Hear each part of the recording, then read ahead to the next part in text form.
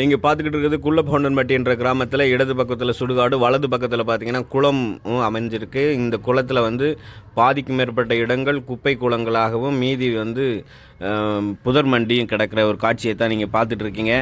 இது நீர்பிடிப்பு உள்ள பகுதினா ரொம்ப குறைந்த அளவில ஒரு 10, 20% குறைந்து விட்டது.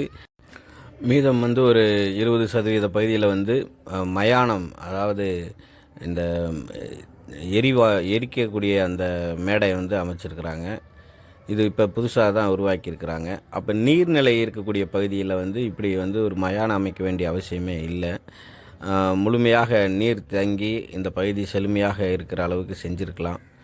குளத்தின் அருமை தெரியாமல் செஞ்சிருக்கிறாங்க. அது மட்டும் இல்ல, இந்த சமத்துவ பொது மயானம் இருக்கக்கூடிய இந்த பகுதிய குள்ளப்பகவுண்டர் வகையறாவைச் சேர்ந்த சென்னிய கவுண்டர் அப்படின்றவர் வந்து தன்னோட நிலங்கள வந்து இங்க மயானத்துக்காக குடுத்துருக்குறாங்க.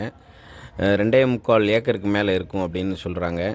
இந்த மாதிரி ஒரு பகுதி வந்து இன்றைக்கி பல லட்சம் போய்கிட்டு இருக்கிற இடங்கள்ல இந்த நிலத்தை கொடுத்தவர்களுக்கு அவர்களுடைய பெயரை சிறிய அளவில் போட்டு ஒரு சிறுமையாக நடந்து கொண்ட சம்பவம் இங்கே இருக்கக்கூடிய வள்ளல்கள் குடும்பத்தாரையும் இந்த கிராம பொதுமக்களையும் வந்து பெரிதும் மனம் பாதித்திருக்கு.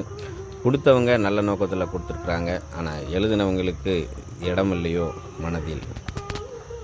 வனக்குழு திட்டத்தில் மீன் வளர்க்க முயற்சி எடுத்த இந்த இடம் இப்பொழுது குப்பை கூளங்களாக இருக்கின்றது. பல கோடி மதிப்புள்ள நிலங்களை தானமாக வழங்கிய அந்த மக்களுக்கு நாம் செய்யும் நன்றிக்கடன் உடனே தூர்வாரப்படுவது மட்டுமே. தூர்வாரி நீர்நிலைகளை நல்ல நிலையில் பராமரிப்போம்.